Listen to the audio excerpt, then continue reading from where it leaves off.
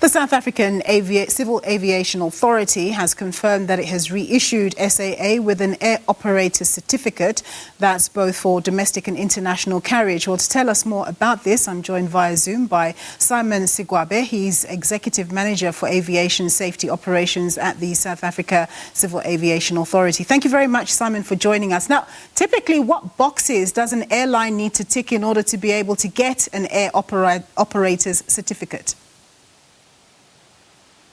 Thank you so much. Initially, you will need to be in possession of a permit issued by the Department of Transport, which is referred to as a service license permit. Once you're in possession of that permit, you are then able to apply for air operator certificate, which is then issued by the Civil Aviation Authority, whereby the regulator will verify whether you've got personnel that are fully qualified in order to operate those aircraft, and you also have a maintenance support that will ensure that indeed your aircraft, while they are operated, they are kept airworthy. You will also require to have the ground support, which ensures that while the aircraft is operated, each time where you land, there is a ground support to ensure that indeed you have support from that aspect. You also require aircraft that are serviceable and also issued with airworthiness certificate, which ensure that the aircraft are indeed safe to conduct operations. Now, in terms of the approval that you've given to SAA, how many aircraft does that cover? At this stage, the operation specification, which is part of the approval, lists only 8 aircraft that the airline can operate.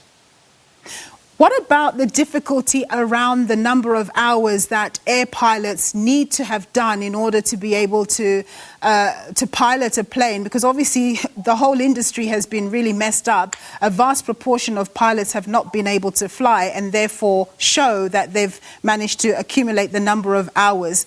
Presumably in this case that wasn't a problem. There were personnel who are able to show that they've done sufficient hours to be able to fly those 8 aircraft. As part of our renewal process, we had to verify that indeed the airline has qualified and ready to fly individuals who are part of their pilot together with the cabin safety personnel. So what they did, they have a training device, which is called flight simulator training device.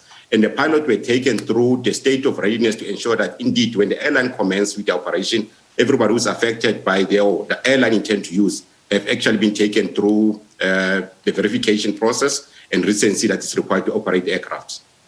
And do we have any idea, or have you given approval as to when SAA can begin flying?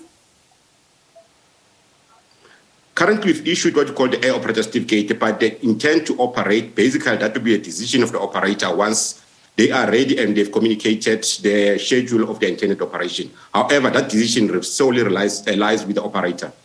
Okay, Simon, thank you very much for your time and your insights on this subject. That was Simon Segwabe. He's Executive Manager for Aviation Safety Operations at the South African Civil Aviation Authority.